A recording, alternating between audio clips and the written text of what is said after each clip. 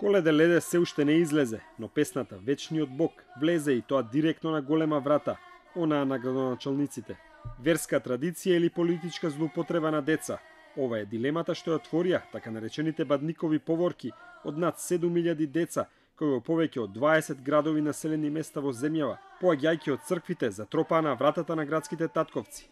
Наместо како досега со кеси полни со костени и бомбони, децата од бадниковите поворки парадираа со витлеемски звезди во рацете и пештери како символ на Христовото раѓање. Организатор е Сдруженијето за возобновување на православните традиции Бадникови поворки Скопје. Формално Сдруженијето во Централниот регистар постои од минатата година. Неформално, според тврдењето на организаторите, функционира од 2011-та. Но кој сега помага ова здружение? Тврдат дека се финансираат само од донации и оти немаат никаква политичка поддршка. Сепак нејасно е кој плаќа за ангажирањето на дронови, создавањето на неколку спотови, превоз и слично. Најголеми се сепак реакциите за злоупотреба на децата. Од Сдруженијето објаснуваат дека за секое вклучено дете поседуваат изјава за согласност од родител.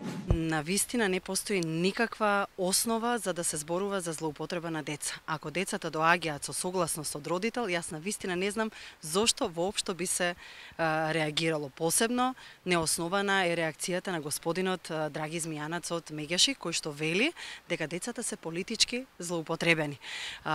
Сдруженијето Бадникови поворки е здружение на граѓани. Станува збор за чисто граѓанска иницијатива, која што беше поддржана од поединци, групи, македонски фирми, политички партии апсолутно не сме контактирале. Според Саздова, ова здружение не е обоено со никакви партиски бои. И градоначалниците од ВМРО, и градоначалници од СДСМ и останати партии не примија, така што не гледам причина како тоа би не поврзале со било каква политика. Дел од гневот се истори и на градоначалниците кои ги примија поворките.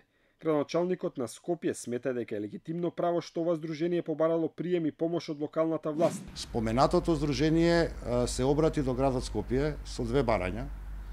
Едното беше да ги примам децата како градоначалник на пеење коледарски песни и второто беше да ставиме на располагање дел од капацитетите на градот во смисол на јавното сообраќајно предпријатие, бидејќи тоа е единствениот субјект кој што може да превезе организирано поголем број на луѓе, во овој случај деца.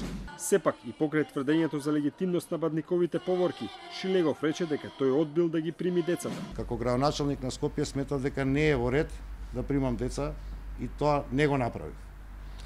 Како градоначалник на Скопје сметав дека градот има капацитет и даде на располагање дел од автобусите кои што во текот на утрешниот ден, бидејќи не можеа да прецизираат колкав е бројот, ќе бидат пребројани и ќе бидат фактурирани на организаторите или барателите на автобусите.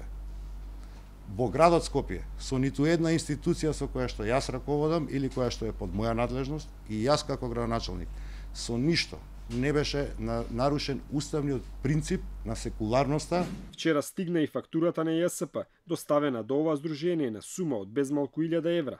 Ангажирани биле 18 автобуси кои ги превезувале децата низ Скопје. Од ЈСП не гледаат ништо спорно во ангажирањето на нивните автобуси за ваква цел.